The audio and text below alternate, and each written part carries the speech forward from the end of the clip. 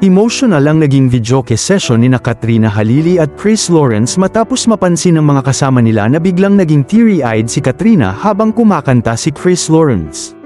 Sa una, masaya lang ang kanilang bonding.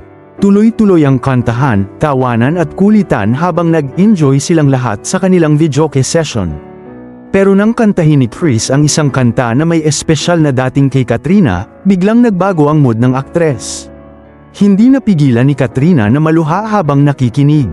Makikita na pilit niyang pinipigilan ang kanyang emosyon, pero tuluyan pa ring lumabas ang kanyang mga luha. Nang mapansin ito, naging mas emotional ang moment.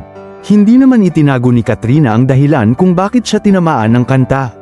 Para sa kanya, talagang may mga kantang kapag narinig mo, automatic na bumabalik ang mga emosyon at alaala.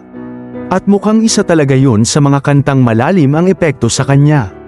Hindi man niya kailangang ipaliwanag ng detalyado ang lahat, sapat na ang kanyang reaksyon para makita kung gaano kalakas ang emosyon na dala ng kantang yun. Minsan talaga, hindi kailangan ng mahabang kwento para maantig ang isang tao. Isang melody, isang linya ng kanta o isang boses lang, pwedeng bumalik agad ang mga alaala.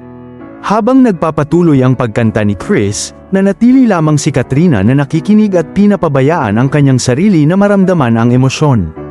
At dahil dito, marami rin ang nakarelate sa kanya.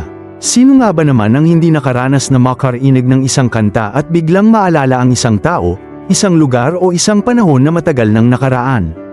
Kapansin-pansin din kung gaano ka-comfortable ang dalawa sa isa't isa. Sa isang banda, puro biruan at saya. Pero kapag dumating ang isang emotional moment, nandyan pa rin ang respeto at suporta. Sa huli, isang kanta lang ang kailangan para maging teary-eyed si Katrina Halili.